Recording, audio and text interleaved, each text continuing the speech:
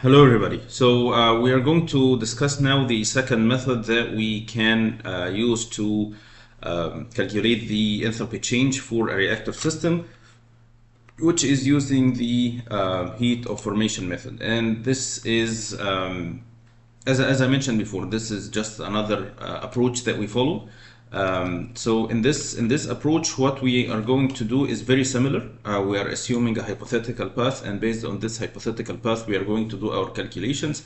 The difference between this method and the previous method is that we go through another path, which is not including the reaction.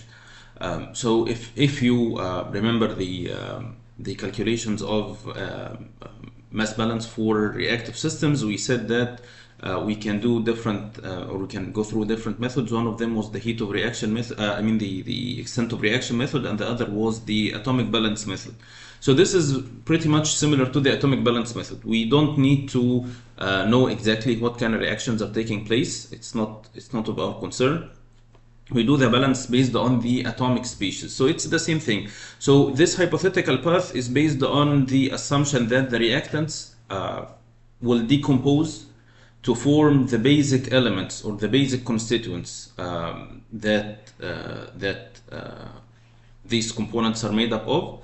And then these elements, so this is the first path here. The second path is that these elements will recombine again to form the products. So this is the main philosophy of this approach. And as we did in the previous method for the heat of reaction, all what we are going to do is to break this delta H1 and delta H2 into the paths for each component and for each component we will have different segments.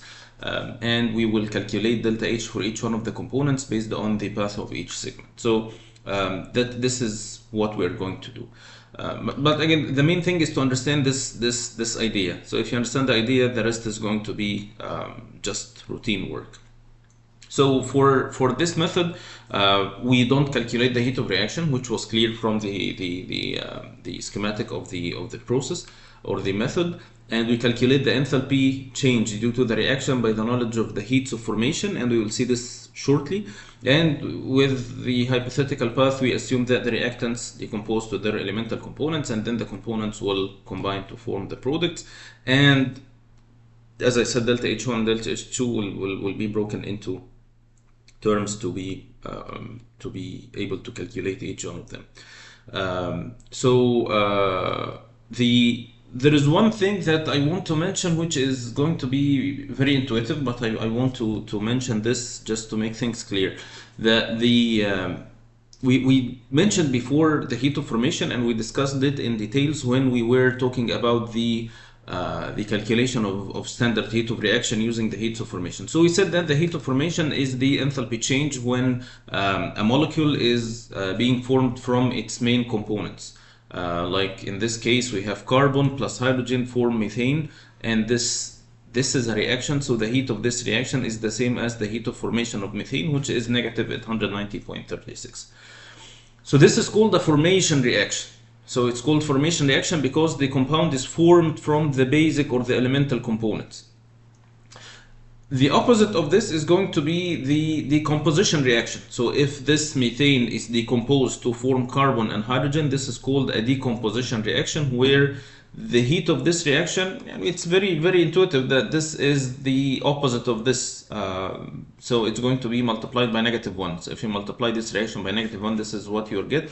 And the same occurs to the heat of reaction. So this heat of reaction is negative the heat of formation. This reaction, or this term of delta H, is called the heat of decomposition of the component of compound I, which is in this case methane. So we know how to get the heat of formation from the table. So the heat of decomposition is the negative of the heat of formation. It's exactly like the heat or the latent heat of vaporization and the latent heat of condensation. The condensation and evaporation are two opposite phenomena, but the amount of heat is the same. So if you have a case where a material or a liquid is being condensed, delta H of condensation is the same value of the heat, the latent heat of evaporation or vaporization, but with a negative sign. So this is the same thing. The formation and decomposition are opposite, but they require the same amount of energy with different directions, either absorbed or or produced. So this is something that we need to understand. Of course, this is important because the hypothetical path, or the path that we assume for the heat of formation method, depends on the decomposition of the compounds and reforming them again. So the decomposition is part of the path. So let's apply the same or this method on the same example. So in this case, when we have the same furnace with the same feed, with the same temperatures, and everything is the same, we will calculate delta H based on these two parts. So the first part, which is delta H1, is going to be broken into three parts. Part of them for, so just to prevent any confusion, we have here propane, we have oxygen, and nitrogen as well, because it's part of the feed. So what we're going to do is we are looking only at these compounds, and forget about this now. This is what we have in mind. So we need to see how much energy we need to decompose all the feed components into the elemental components. And these components, by the way, are the components that have zero heat of formation. So it's not oxygen atom, it's oxygen molecule. This is hydrogen molecule, it's not hydrogen atom. The same for nitrogen. So this is just to have a clear understanding of this. Okay, so for this we have three components. We have propane, we have oxygen, and we have nitrogen. We have propane at 25 Celsius, and this will be broken into the components carbon, solid carbon, and hydrogen gas. So from this at 25 to carbon and hydrogen at 25, and of course we put this at 25 because we know the heats of formation and decomposition are available at 25 Celsius. So this is what we are going to do. And this is, by the way, this is one thing that is mentioned in the textbook, that the reference state now is the heat of is the elements at the standard temperature. So the elements or basic components compounds at the temperature of 25 Celsius. So this is the reference state. Again, because they calculate delta H the same way they do for the heat of reaction, the delta H2 minus delta H1. In the calculations I'm doing here, it's delta H2 plus delta H1 with a negative sign. So this is why they call this as the reference state. So anyways, back to propane. So propane is a gas that is going to be decomposed into carbon and hydrogen. So it's going to be only in one step because it's the same temperature. It's at 25, this is at 25. This is going to be broken into 3 carbons and 4 H2. Oxygen is already in the simplest form. Nitrogen also is the simplest form. So it's going to be just changing the temperature from 300 to 25. So it's going to be one segment for each one of the components.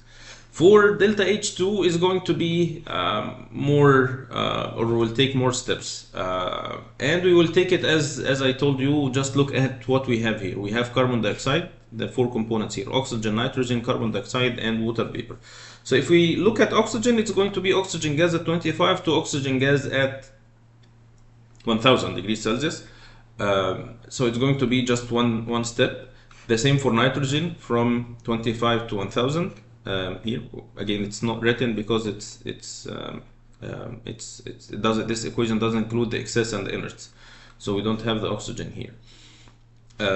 So the oxygen, nitrogen are going to be one step. For carbon dioxide, we start with carbon and oxygen at 25, and we want to reach carbon dioxide at 1000. So we have first to form carbon dioxide at standard conditions, and then, so it's going to be the first step from carbon and oxygen to carbon dioxide at 25.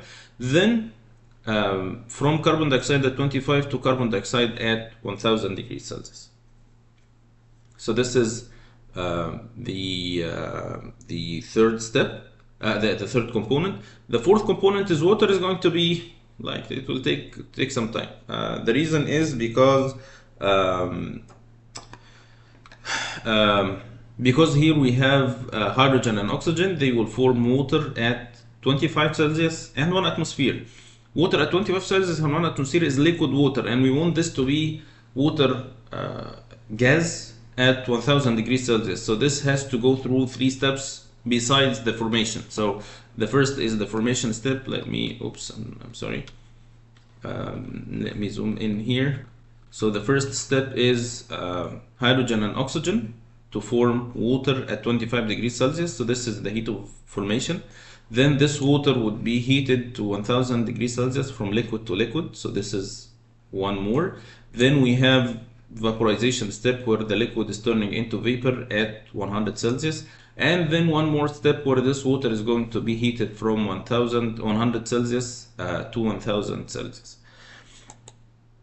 So these are the steps that we will follow. So the rest is going to be, this is the backbone of all the calculations. The rest is going to be just calculating each one of these steps and putting everything together. So there is one thing before we proceed that I want to mention here, which is this is, I skipped this because we already did this in the previous example, but whatever method that we are going to use, and let me go back to the I'm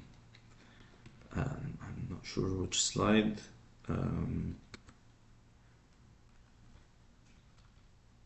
Yeah, the first thing that before we proceed, let me, the first thing we did is the mass balance, but in this case, we already skipped this. But when we talk about the energy balance, this is where we should start. The energy balance equation, where we have delta H, we have work, Q, change in kinetic energy and change in potential energy, and then we will find that this is something we need to calculate in order to find Q. And to calculate this, we have to go through the procedure. I understand that this is something that you might skip, but you need to understand where all these calculations that we are doing will fit, where they will be at the end. And this is depending on where is the basic equation that you are going to put this delta H in. And let's say you already calculated this delta H. Where will it fit? This will fit in the energy balance equation. So you have to write the energy balance equation and then say, okay, I have this delta H that I don't know, how can I calculate it? Then we go through the two methods, either the heat of reaction or heat of formation method. This has to be clear in your mind. Just not directly go into delta H and then after you calculate delta H, you feel that you're sitting in the middle of nowhere. Where will I put this delta H? This is where you should start, with the energy balance equation, then to the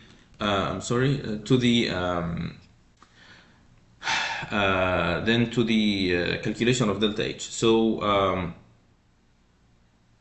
if we go back to our calculation, so this is, again, all of this will fit in delta H. Then we have the table, the same table, everything is the same.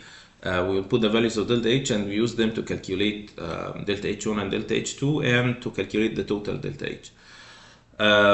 Finally, for the heat of formation method, we already did all these calculations before, and for C3H8 at 25 to carbon and hydrogen, this is going to be the negative of heat of formation. For the second is going to be the integral of Cp dt of oxygen from 25 to from 300 to 25. The same for nitrogen. These are the three delta H's for the first path, and then we can calculate delta H1. Of course, all these three can be found in the table. So we either from table B1, and these are two from table B8. For the heat of formation method, we will calculate delta H for each one of them. This and this can be found in tables, which is oxygen and for nitrogen. For carbon dioxide is going to be delta HF1 is the heat of formation of carbon dioxide. This is the integral of Cp from 25 to 1000, which is also available in table B8. For water is what we have to go with the calculations, because they are not all. This is not something we can use with the table. So this is the heat of formation of water, which is the first step. Then the second is the integral of Cp of liquid water from 25 to 100. This is the heat of vaporization. Then this is the integral of CPDT from 100 to 1000. And then we can calculate delta H2, which is going to be 3 parts. This is for oxygen, this is for nitrogen, this is for carbon dioxide, this is for water, and finally we can calculate everything together, put everything together, put all the numbers, and then we can calculate delta H, as you see. There is one thing that I want to mention here, is that the same thing I mentioned in the previous video regarding the dealing with inerts and excess reactants.